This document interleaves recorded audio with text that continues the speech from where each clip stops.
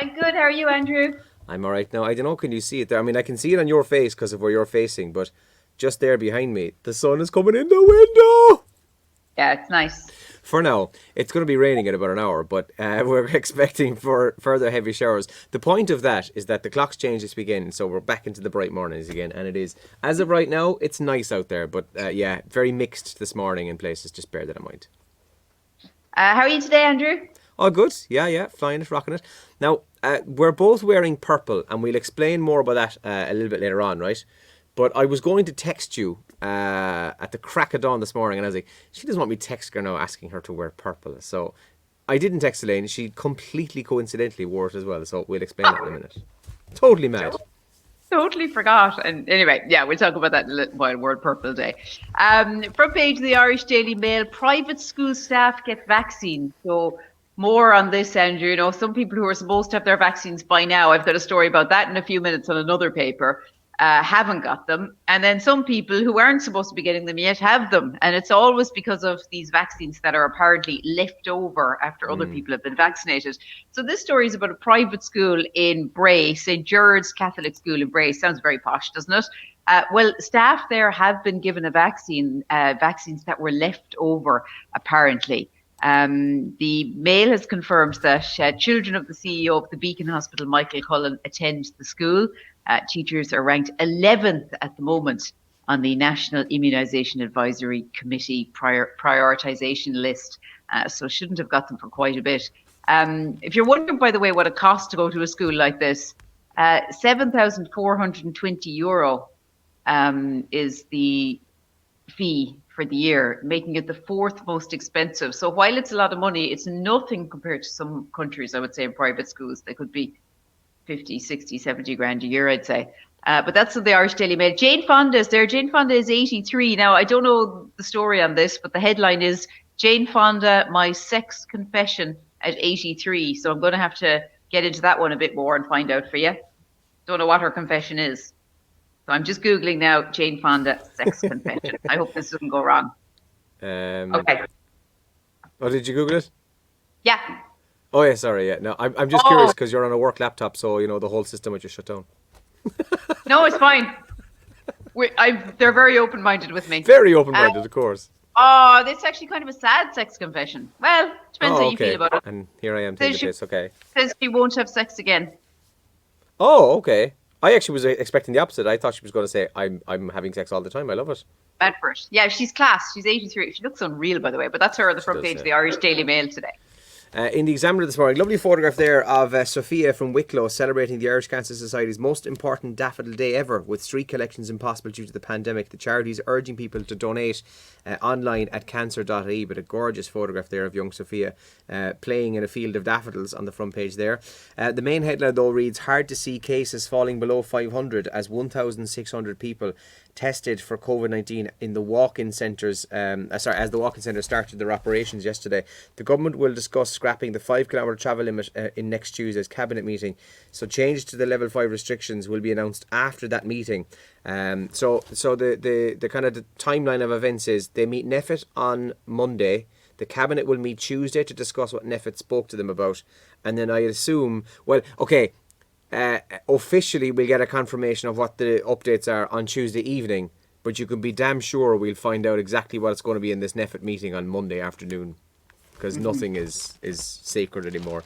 But anyway, they go through some of that and focuses on bosses after record Ulster Bank fine is the other story in the front page there this morning. A record of €37.8 million for Ulster Bank for its part in the industry-wide tracker mortgage scandal has put the focus back on the lack of accountability for top bosses in the Irish bank. That's in the Examiner as well. Well, you know what? You can really understand people's anger about what's happening with the vaccine rollout, because we're 3 months in now at this stage. And great, we've had the frontline hospital staff vaccinated. That's brilliant. We started vaccinating older people. I think over 75s are getting their call now. There's plenty of young people as well working in kind of working in the healthcare sector that have been vaccinated too. You know, people doing part-time bits and pieces. But anyway, a 98-year-old great-great-grandmother from County Clare still hasn't got her vaccine. And she's 98 years old. This is a very sad story. Her name is Sarah Ryan, and Sarah has sadly said to her family, they've forgotten about me. She still has no word, no date about when she's supposed to get her vaccine, and here we are 3 months in. So her furious grandson has spoken to the Irish Sun, and he's saying surely a 98-year-old woman should have been top of the priority list and inoculated by now, and you would think so, a 98-year-old woman. I mean, if she gets things Yeah. possibly could be very bad for her. So, I mean, there's a woman who absolutely needs to get the vaccine. That's in the Irish Sun. And Martin King, the Virgin Media TV presenter, he's in the front page of the Irish Sun as well today. And a tough interview for him. He says, I fear getting dementia like ma'am. So that's also inside the Sun this morning. And the Independent this morning says playdates are on the banned list as we face 2 more months of lockdown. Easter camps for children have been blacklisted by public health officials amid concerns of playdates. St. Patrick's Day parties and Mother's Day celebrations have been fueling the spread of COVID-19, and it comes as the spread remains volatile and the overall situation as high risk. So NEFIT just warning that as schools finish up for the Easter holidays today, just to remember to still act responsibly over the course of the next 2 weeks. And a massive fine won't cut it for those who lost their homes due to the bank's actions. More on Ulster Bank. Put yourself in the place of one of the 29 families who lost their home due to the underhand actions of Ulster Bank in the overcharging them on their mortgages is also in the Irish Independent today. Now, some of the top trends that we're waking to today. RTE Investigates is trending today. The Department of Health has been secretly using information from private doctor consultations to build and maintain dossiers on children with autism who were involved in legal actions against the state. RTE Investigates looked into that last night. And Joe Biden, in the news again today. Andrew, I don't know if you saw the poor man falling going up the steps of the plane last week. Last week, yeah. I felt so sorry for him. It could happen. Do you know what I mean? You just sometimes going up the stairs, it happens. Elaine Kinsella, how long are you working in Radio Kerry? You can't honestly tell me you've never fallen up the stairs here in Radio Kerry. I have fallen up the stairs quite a few times. But if you miss it, he stumbled, sorry is the word, rather than fall, 3 times going up the steps of an airplane. Actually, airplane steps are vicious, I think. Yeah, they're very steep, aren't they? Yeah. But anyway, the reason that Joe Biden is trending today is that yesterday he was pictured and he had a cheat sheet in his hand of journalist pictures and, who the journalists were and also which ones to call on and what questions he'll be asked. I would say that's not that unusual for the US president to have that because, I don't know, I could be wrong, but to me it doesn't seem that unusual at all. I mean, he has to perform impeccably at these press conferences and whatever they can do to prep him for that, I presume they do. Now, I have to say, right, I don't care if you're a Trump supporter or a Biden supporter, right? I agree with you in that it makes sense because if you're going into a room, right, and you want to be warm and welcoming and you want to know people's first name, right, you might necessarily know all of the 40 people sitting in front of you. So a quick glance to go, oh, that's Michelle. Oh, hey, Michelle, yeah, what are you going to ask? Now, if the questions are pre-rehearsed, you can have your own opinions on that. But the whole thing about having pictures of the journalists' faces and names, I totally get. I know Trump didn't do that, you see, so now they're comparing like with like, or not comparing like with like, as it were. But if I was in a room in front of a load of people like that and I was expected to know who they were, I would absolutely go for the cheat sheet thing as well. I'm just saying, and that's not me saying, oh, Biden's great.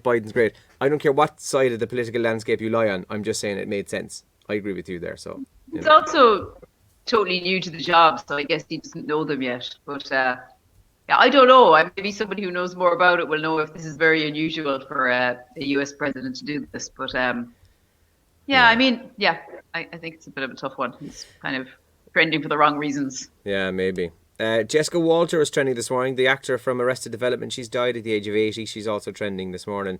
And San Marino, they got hammered, absolutely destroyed by England last night, which was not a surprise in the World Cup qualifier. They lost 5-0 at Wembley last night, so they're also trending as a result this morning.